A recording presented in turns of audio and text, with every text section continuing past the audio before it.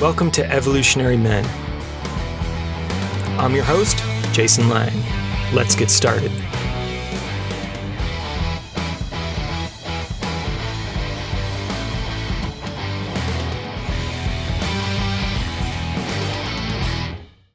All right, and welcome back. So on this episode, I want to talk about purpose and passion, two huge topics for us men. Spend any time in the men's work world, and you're going to hear a lot about purpose and how important it is for us men to know our purpose, to have a sense of direction in our lives. And I agree. I think when we don't have a sense of purpose as men, we often get depressed and we feel stuck and we don't feel very engaged with our lives. The trick with purpose is it's often not quite as simple as we might want to make it out to be, right? I think for a lot of us, there's this kind of fantasy ideal of, well, I'm just going to find my deepest purpose, my deepest passion, and do that, and my whole life's going to be awesome. I'm going to make money, I'm going to be serving, it's going to be fantastic. And that is definitely possible. In experience, I think it's actually a lot more complex than that. And that's part of what I really want to cover here today. So, for one, in my journey and in working with men, I've often found purpose is less something we find, and it's something more that's revealed to us. Through having experiences in life, we start to kind of be guided towards some place where we can serve, where we can give, where we can interact with the world in a meaningful way. I've also found that our deepest purpose often is connected to our deepest pain, right? What is the thing we've been challenged by in our life or growing up? In figuring that out for ourselves, we often have a huge incentive to support other people in figuring that out for themselves. And we know firsthand the pain of whatever that challenge might be. So we're really good at understanding it and being with it in other people, and hopefully helping them move through that same challenge or pain or gift or artistry in some easier fashion. Now, the other major thing I really wanted to tie in here is this trap a lot of men, and myself, I include in this, have gotten stuck in of, well, to be living my purpose, it has to also be how I'm making my money in the world. And the truth is, it is amazing when those two things are aligned.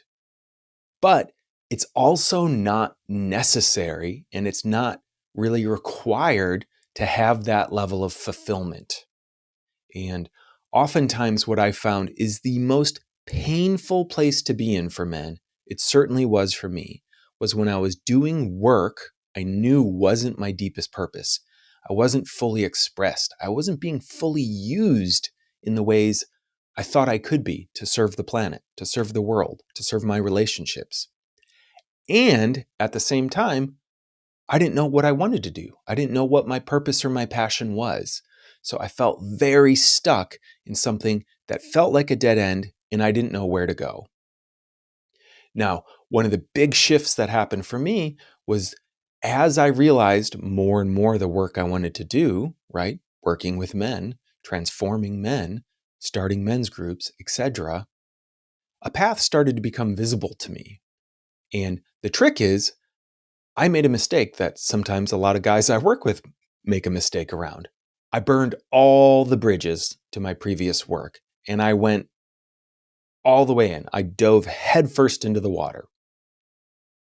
I didn't have the infrastructure in this new work I wanted to be doing for that to be successful, to be sustainable at the time, right? And it caused a lot of pain and hardship for me, financially, relationally.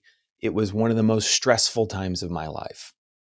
And I actually had to scale back and take back on some side work. And the truth is, that actually stabilized me quite a bit and made me even more available to do the work I really cared about, which was this men's work. When I didn't have that infrastructure, I was doing the men's work, but I was so stressed out just trying to make ends meet, I wasn't really available in my full capacity. As I brought online this other work, it actually made me more available to be with men because I wasn't stressed about my basic survival needs. The other big shift that happened for me was once I knew where I was going, I could feel how this temporary work, let's say, slotted into that purpose and became part of the fuel for it. By doing this, I have the resources, energy, and money to be able to contribute and work this deeper goal of mine. And that's a big shift in something that is sometimes edgy for guys. We want to just burn the bridges and do the thing we love, but it's not always that simple. Sometimes we have to build bridges to get there, right? And for some guys, what they actually find is that having a very stable, well-paying job gives them lots of flexibility to do trainings, to take time off, to really invest in themselves or their side project or their creativity or their entrepreneurial endeavor in some important way without it immediately having the pressure of having to sustain them financially. And that is a bit of a leap of faith in its own right that, wow, I don't have to do this all at once. This is going to be a process I move towards. And it certainly played out in my life that having that extra resource has allowed me organically grow my purpose and passion in a way that's ultimately a lot more sustainable. Now, the other major thing I want to cover here today is the confusion we often have between passion and purpose, right? That passion is that thing I just love and I do. And we like to think that's going to be enough for us to live our purpose and to make money and all the things we want to do as men, oftentimes, when we have those aligned. The trick is that's not always the case, right? Sometimes our deepest passion might just be creativity. It might be expression of some kind that doesn't necessarily bring back financial reward in a way that can sustain us. And so we have to balance some different things in order to do that, including sometimes just having work, right? Work that isn't necessarily our deepest passion. But what's super fascinating about this idea of just having work, and I'm going to draw on some of the work of Cal Newport here and Daniel Pink in their books, So Good You Can't Ignore Me and Drive, is they did the research as to what actually has people feel most fulfilled in their work long term. And the surprising thing really was that it's not always about it being driven by passion, right? We have this idea that passion comes first and then dedication comes afterwards. And it isn't necessarily that way. What they found is oftentimes it can be the reverse, right? When we do something with dedication, the passion forms over time. And a big part of this has to do with motivations, right? This idea of intrinsic motivations and external motivations. What they have found in terms of when you dedicate to yourself to some kind of work and that passion comes online is it's a process, right?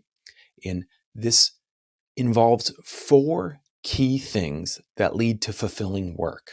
And here is the kicker, why I'm bringing this up.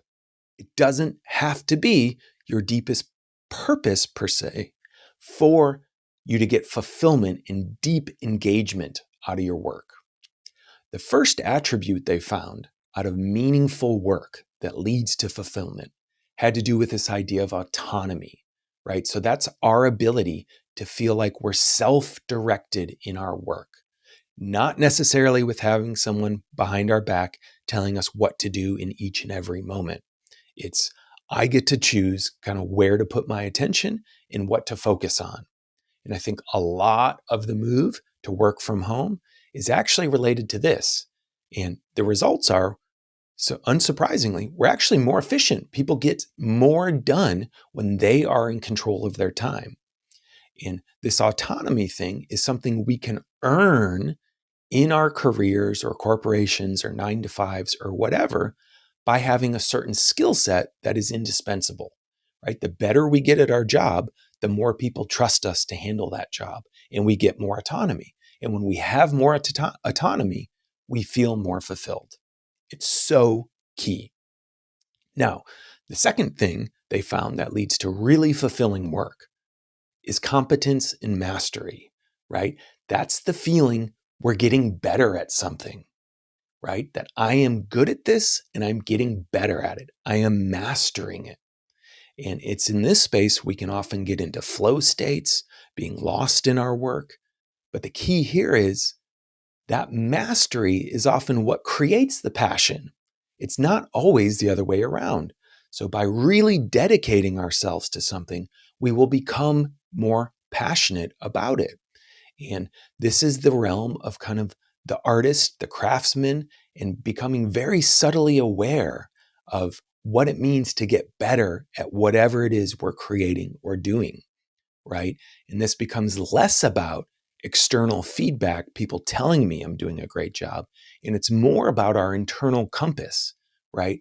We become such masters, we can subtly feel the difference between the best and not our best. And we get really interested in what creates the conditions for me to create and express in my best fashion.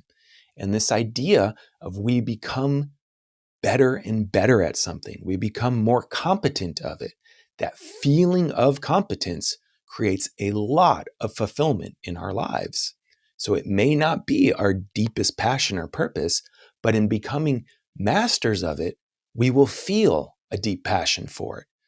It's a pretty big mind shift that I was really surprised by, but there is so much research that validates it. Now, the other key thing here is what they call relatedness. And what I'll also kind of tie into purpose here, but what I really mean by that is impact. So the other key fulfilling attribute to having fulfilling work in the world is just relatedness, meaning we get to relate and feel connected to others in the process of doing it. We're not alone and isolated. Now, that doesn't necessarily mean you have to be working with people day in and day out, but it means you feel part of some kind of tribe and community. So this ties in often to mastery because as we get into mastery and really becoming competent in something, we get more and more interested in the subtle aspects of it, right? And so we get more and more interested in other people who are experiencing those subtle aspects. So we can cross check, compare notes. How did you do this? Wow, that was amazing. I noticed you had that one little shift here and how you did that. I want to know about that. And that creates connection and purpose. And this is one of the maybe few great things we still have in terms of the internet is being able to connect people around their mastery and competence into these very deep, subtle levels that used to be a lot harder through certain magazines or clubs or whatever that might be. So, this feeling of connection with other people creates more fulfillment in our work, being part of a team or a tribe or a cohort of some kind. Now, there's a kind of a fourth principle here that I've extracted from this kind of body of work. And I think that has to do with impact. And so impact is another way to think about purpose, I think, that's really useful. Impact is knowing that the work I'm creating or doing in the world is having an impact on other people, right? It's meaningful to them. It's giving them laughter or art or easement in their lives, right? So the work I do has an impact on the world. When we don't feel that, when there's no exchange or way we're receiving energy back to know we're having an impact, it can feel really unfulfilling, right? If you feel like you're just putting out in the world, working into a nonprofit or some really hard job, and you can't see any impact, it becomes very draining. And we often feel stuck and hopeless. But when we have some kind of impact we're seeing, getting letters, seeing impact in a community, whatever that might be, it raises fulfillment through the roof. So these four things, right? Autonomy, mastery and competence, relatedness and connection, and impact, like the work is having meaningful change, making meaningful change and impact in the world. These are four key attributes. And the thing is, You can cultivate all four of those things, even in work that isn't your deepest purpose, per se, and your fulfillment will go up. And what's also interesting is you may be trying to live your deepest purpose, but unable to cultivate those attributes in it. And it's not going to end up being very fulfilling.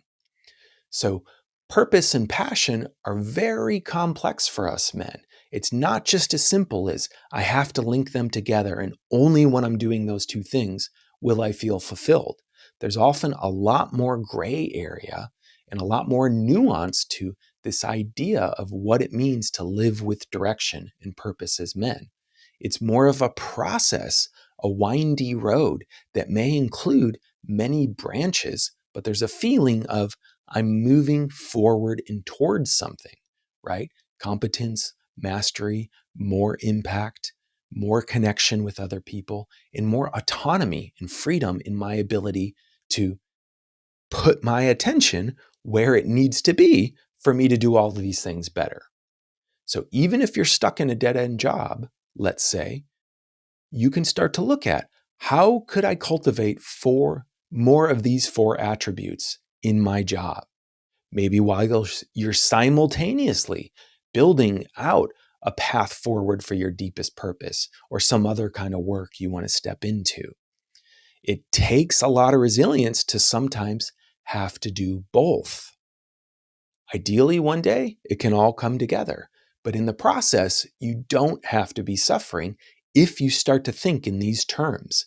And I'm going to highly recommend you maybe do a little audit of your work in the world right now. Yeah, what kind of autonomy do I get? What kind of mastery and competence am I cultivating? Do I have community, relatedness, and connection within it? And is my work having some kind of impact? Doesn't have to be big and world changing. It can be, oh my gosh, right? I make a certain type of food or chocolate, and that inspires people because it tastes really good. I have a friend doing that, and he's so on purpose and gets so much fulfillment out of that. So I'm really looking forward to hearing how you relate to these topics and how passion and purpose show up in your life as a man. Shoot me a note, jason@evolutionary.men, and I look forward to hearing from you. Until next time.